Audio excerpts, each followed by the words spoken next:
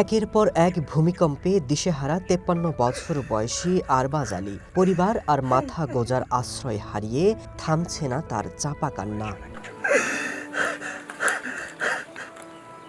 কয়দিনের ভূমিকম্পে ক্ষতবিক্ষত আফগানের একাধিক প্রদেশ এখন ধ্বংসের নগরী।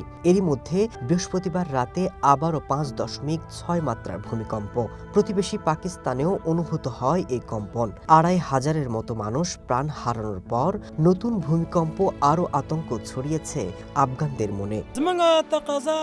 আমরা কয়দিন ধরেই এই ভয়ে রয়েছি কখন ভূমিকম্প হয়। বাচ্চাগুলো নিয়ে রাতে ঘুমোতে পারি না। আমাদের খাবার নেই, পানিও নেই। দয়া করে সহায়তা করুন। ধসে পড়া বাড়িগুলো থেকে উদ্ধার করা হচ্ছে একের পর এক মৃতদেহ। সমান তালে চলছে কবর খননের কাজ। স্বজন হারানো আহাজারিতে ভারী হয়ে আসছে কুনার প্রদেশের প্রতিটি গ্রাম। এখানে এত মানুষ মারা গেছে কল্পনা করতে পারবেন না। আমরা দা কুড়াল নিয়ে ধ্বংসস্তূপ সরাচ্ছি। এখন মৃতদেহ দাফনের জন্য কিছুই পাচ্ছি না। আমাদের উপর নরক নেমে এসেছে। ময়দার বস্তা ভর্তি ট্রাক আর হাতে কোদাল ধরা পুরুষরা ছুটছেন দুর্গম পাহাড়ি গ্রামগুলোর দিকে। যেখানে হেলিকপ্টার নামতে পারেনি সেসব জায়গায় কমান্ডো সদস্যদের নামানো হয়েছে আকাশপথে। এখনো যোগাযোগ বিচ্ছিন্ন বহু এলাকা।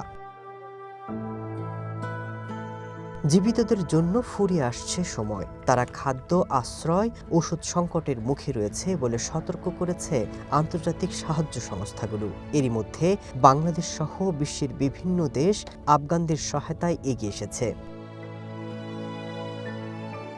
৪,২০,০০,০০০ মানুষের যুদ্ধ বিধ্বস্ত, দারিদ্র্যপীড়িত এবং আন্তর্জাতিক সহায়তা থেকে ক্রমে বিচ্ছিন্ন এই দেশে উদ্ধার আর ত্রাণের সংকট ব্যাপক।